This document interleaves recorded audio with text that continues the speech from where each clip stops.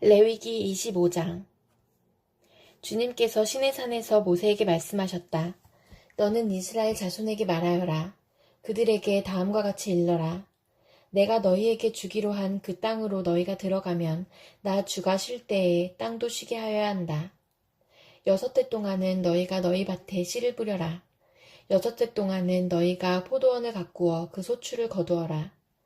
그러나 7째 해에는 나 주가 쉼으로 땅도 반드시 쉬게 하여야 한다. 그 해에는 밭에 씨를 뿌려도 안 되며 포도원을 가꾸어도 안 된다. 거둘 때에 떨어져 저절로 자란 것들은 거두지 말아야 하며 너희가 가꾸지 않은 포도나무에서 저절로 열린 포도도 따서는 안 된다. 이것이 땅의 안식년이다. 땅을 이렇게 쉬게 해야만 땅도 너희에게 먹거리를 내어줄 것이다. 너뿐만 아니라 남종과 여종과 품꾼과 너와 함께 사는 나그네에게도 먹거리를 줄 것이다. 또한 너의 가축도 너의 땅에서 사는 짐승까지도 땅에서 나는 모든 것을 먹이로 얻게 될 것이다. 안식년을 7번 세어라. 7년이 7번이면 안식년이 7번 지나 49년이 끝난다. 7째 달 열흘날은 속죄일이니 너희는 뿔나팔을 크게 불어라. 나팔을 불어 너희가 사는 온 땅에 울려 퍼지게 하여라. 너희는 50년이 시작되는 이 해를 거룩한 해로 정하고 전국의 모든 거민에게 자유를 선포하여라. 이 해는 너희가 희년으로 누릴 해이다. 이 해는 너희가 유산, 곧 분배받은 땅으로 돌아가는 해이며 저마다 가족에게로 돌아가는 해이다. 50년이 시작되는 해는 너희가 희년으로 지켜야 하는 해이다. 희년에는 씨를 뿌리지 말고 저절로 자란 것을 거두어서도 안 되며 너희가 가꾸지 않은 포도나무에서 저절로 열린 포도도 따서는 안 된다. 그 해는 희년이다. 너희는 그 한 해를 거룩하게 보내야 한다. 너희는 밭에서 난 것을 먹게 될 것이다. 이렇게 희년이 되면 너희는 저마다 유산, 곧 분배받은 땅으로 돌아가야 한다. 너희가 저마다 제 이웃에게 무엇을 팔거나 또는 이웃에게서 무엇을 살 때에는 부당하게 이익을 남겨서는 안 된다. 내가 내 이웃에게서 밭을 사들일 때에는 희년에서 몇 해가 지났는지를 계산하여야 한다. 파는 사람은 앞으로 그 밭에서 몇 번이나 더 소출을 거둘 수 있는지 그 횟수를 따져서 너에게 값을 매길 것이다. 소출을 거둘 횟수가 많으면 너는 값을 더 치러야 한다. 희년까지 남은 횟수가 얼마 되지 않으면 너는 값을 깎을 수 있다. 그가 너에게 실제로 파는 것은 거기에서 거둘 수 있는 수확의 횟수이기 때문이다. 너희는 서로 이웃에게서 부당하게 이익을 남기려고 해서는 안 된다. 너희는 하나님 두려운 줄을 알아야 한다. 나는 주 너희의 하나님이다. 그러므로 너희는 내가 세운 규례를 따라서 살고 내가 명한 법도를 지켜서 그대로 하여야 한다. 그래야만 그 땅에서 너희가 안전하게 살 수 있을 것이다. 땅은 소출을 낼 것이고 그것으로 너희가 넉넉히 먹을 수 있을 것이며 거기에서 안전하게 살 수 있을 것이다. 7째 해에는 씨를 뿌려도 안 되고 소출을 거두어 들여도 안 된다면 그 해에 우리는 무엇을 먹을까 하고 너희는 물을 것이다. 그러나 6째 해에 내가 너희에게 복을 베풀어 새 해 동안 먹을 소출이 그 한 해에 나게 하겠다. 8째 해, 곧 너희가 다시 씨를 뿌리는 그 해에 너희는 묵은 곡식을 먹을 것이다. 9째 해가 되어서 해곡식이 날 때까지 너희는 묵은 곡식을 먹을 것이다. 땅을 아주 팔지는 못한다. 땅은 나의 것이다. 너희는 다만 나그네이며 나에게 와서 사는 임시 거주자일 뿐이다. 너희는 유산으로 받은 땅 어디에서나 땅 무르는 것을 허락하여야 한다. 내 친척 가운데 누가 가난하여 그가 가진 유산으로 받은 땅의 얼마를 팔면 가까운 친척이 그 판 것을 물을 수 있게 하여야 한다.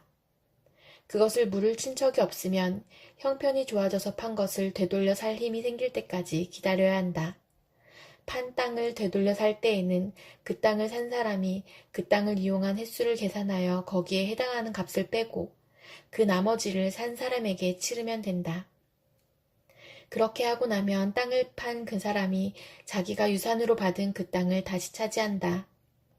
그러나 그가 그 땅을 되돌려 살 힘이 없을 때에는 그 땅은 산 사람이 희년이 될 때까지 소유한다. 희년이 되면 땅은 본래의 임자에게 되돌아간다.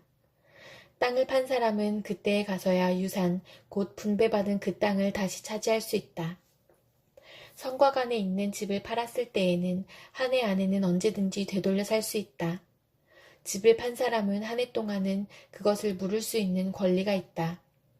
그러나 판 사람이 그것을 한 해 안에 되돌려 사지 못하면 성곽 안에 있는 그 집은 아주 산 사람의 소유가 되어 대대로 그 자손에게 넘어간다.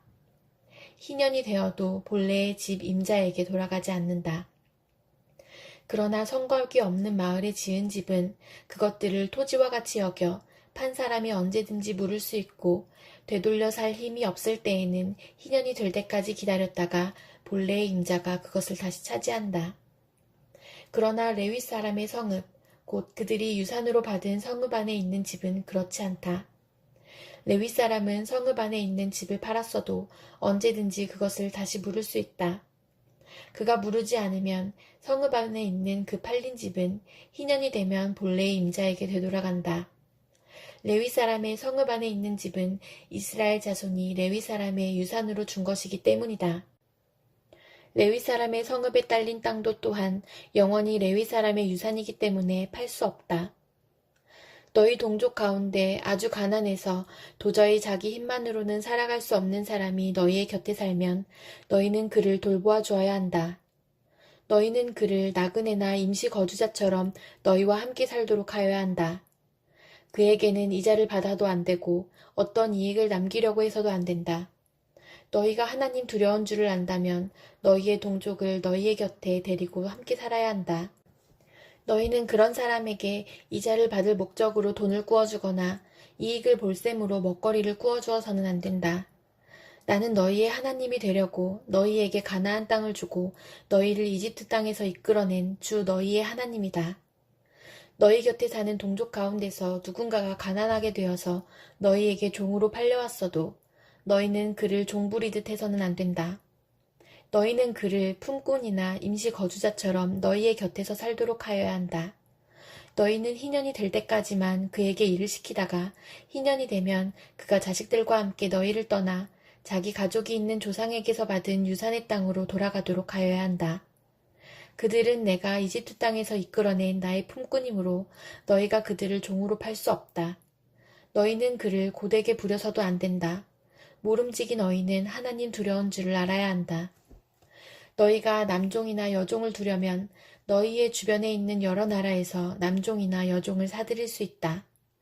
너희는 또 너희와 함께 사는 외국인 거주자의 자손 가운데서나 너희의 땅에서 태어나서 너희와 함께 사는 그들의 가족 가운데서 종을 사서 너희의 소유로 삼을 수 있다.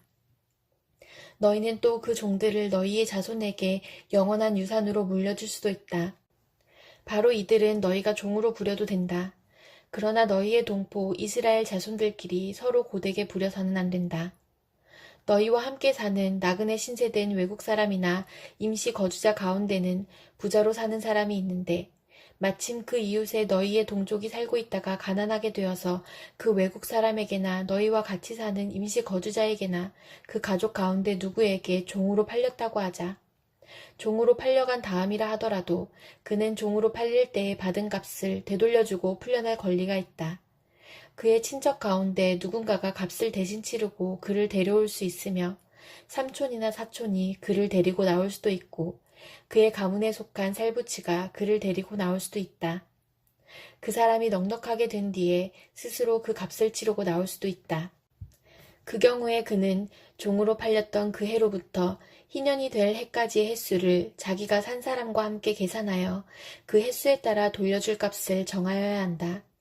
그 가운데서 그가 주인을 섬기며 일한 기간은 그가 이미 주인에게 일을 하여 준 기간이므로 값의 일부를 치른 것으로 계산하여야 한다. 아직 희년까지 남은 횟수가 많으면 남은 횟수만큼 많이 내고 나와야 한다. 그는 종으로 팔릴 때에 받은 몸값에서 그 집에서 일한 횟수의 품삯을 떼낸 나머지를 무르는 값으로 치르면 된다. 희년까지 남은 횟수가 얼마 되지 않으면 그 횟수를 따져서 그만큼 적게 치르면 된다. 이때에도 그는 일한 횟수와 남은 횟수를 자기를 종으로 산 주인과 함께 계산하여 무르는 값을 정하여야 한다. 주인은 그를 해마다 고용하는 것으로 하고 그를 품꾼으로 대접하여야 한다. 어떤 주인이라도 그 종을 심하게 부려서는 안 된다. 위에서 말한 여러 방법 가운데 어느 하나로도 풀려날 길이 없다 하더라도 희년이 되면 그는 풀려날 수 있다. 자기만이 아니라 자식들도 그와 함께 풀려난다. 이스라엘 자손은 나에게 속한 나의 품꾼이기 때문이다. 그들은 내가 이집트 땅에서 이끌어낸 나의 품꾼이다. 내가 주 너희의 하나님이다. 시편 32편. 복되어라. 거역한 죄 용서받고 허물을 벗은 그 사람.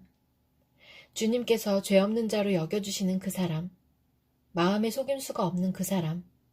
그는 복되고 복되다. 내가 입을 다물고 죄를 고백하지 않았을 때에는 온종일 끊임없는 신음으로 내 뼈가 녹아내렸습니다. 주님께서 밤낮 손으로 나를 짓누르셨기에 나의 혀가 여름 가뭄에 풀 마르듯 말라버렸습니다. 드디어 나는 내 죄를 주님께 아뢰며 내 잘못을 덮어두지 않고 털어놓았습니다. 내가 주님께 거역한 나의 죄를 고백합니다 하였더니 주님께서는 나의 죄악을 기꺼이 용서하셨습니다. 경건한 사람이 고난을 받을 때에 모두 주님께 기도하게 해주십시오. 고난이 홍수처럼 밀어닥쳐도 그에게는 미치지 못할 것입니다. 주님은 나의 피난처, 나를 재난에서 지켜주실 분. 주님께서 나를 보호하시니 나는 소리 높여 주님의 구원을 노래하렵니다. 주님께서 말씀하신다. 내가 가야 할 길을 내가 너에게 지시하고 가르쳐주마. 너를 눈여겨보며 너의 조언자가 되어주겠다. 너희는 제갈과 굴레를 씌워야만 잡아둘 수 있는 분별 없는 노새나 말처럼 되지 말아라. 악한 자에게는 고통이 많으나 주님을 의지하는 사람에게는 한결같은 사랑이 넘친다. 의인들아, 너희는 주님을 생각하며 즐거워하고 기뻐하여라. 정직한 사람들아, 너희는 다 함께 기뻐 환호하여라. 전도서 8장. 어떤 사람이 지혜 있는 사람인가? 사물의 이치를 아는 사람이 누구인가? 지혜는 사람의 얼굴을 밝게 하고 굳은 표정을 바꾸어준다. 나는 권한다. 왕의 명령에 복종하여라. 그것은 내가 하나님 앞에서 맹세한 것이기 때문이다. 왕이 싫어하는 일은 고집하지 말고 왕 앞에서는 물러나거라. 왕은 자기 마음대로 할 수 있는 사람이다. 왕의 말이 곧 최고의 법인데 누가 감히 그에게 왜 그렇게 하십니까? 하고 말할 수 있겠는가? 왕의 명령을 지키는 이는 안전하다. 지혜 있는 사람은 언제 어떻게 그 일을 하여야 하는지를 안다. 우리가 비록 장래일을 몰라서 크게 고통을 당한다 해도 모든 일에는 알맞은 때가 있고 알맞은 방법이 있다. 무슨 일이 일어날지 아무도 모른다. 앞으로 일어날 일을 말하여 줄 수 있는 사람이 누구인가? 바람을 다스려 그치게 할 수 있는 사람이 없듯이 자기가 죽을 날을 피하거나 연기시킬 수 있는 사람도 없다. 전쟁이 일어나면 벗어날 사람이 없듯이 악은 행악자를 놓아주지 않는다. 나는 이 세상에서 벌어지는 모든 일을 살펴보다가 이 세상에는 권력진 사람 따로 있고 그들에게 고통받는 사람 따로 있음을 알았다. 나는 악한 사람들이 죽어서 무덤에 묻히는 것을 보았다. 그런데 사람들은 장지에서 돌아오는 길에 그 악한 사람들을 칭찬한다. 그것도 다른 곳이 아닌 바로 그 악한 사람들이 평소에 악한 일을 하던 바로 그 성읍에서 사람들은 그들을 칭찬한다. 이런 것을 보고 듣노라면 허탈한 마음 가눌 수 없다. 사람들은 왜 서슴지 않고 죄를 짓는가? 악한 일을 하는데도 바로 벌이 내리지 않기 때문이다. 악한 사람이 100번 죄를 지어도 그는 여전히 살아있다. 사람들은 말한다. 하나님 앞에 경건하게 살면서 하나님을 두려워하는 사람은 모든 일이 다 잘 되지만 악한 자는 하나님을 두려워하지 않으니 그가 하는 일이 잘 될 리 없으며 사는 날이 그림자 같고 한창 나이에 죽고 말 것이다. 이 세상에서 헛된 일이 벌어지고 있다. 악한 사람이 받아야 할 벌을 의인이 받는가 하면 의인이 받아야 할 보상을 악인이 받는다. 이것을 보고 나 어찌 헛되다고 말하지 않을 수 있겠는가? 나는 생을 즐기라고 권하고 싶다. 사람에게 먹고 마시고 즐기는 것보다 더 좋은 것이 세상에 없기 때문이다. 그래야 이 세상에서 일하면서 하나님께 허락받은 한평생을 사는 동안에 언제나 기쁨이 사람과 함께 있을 것이다.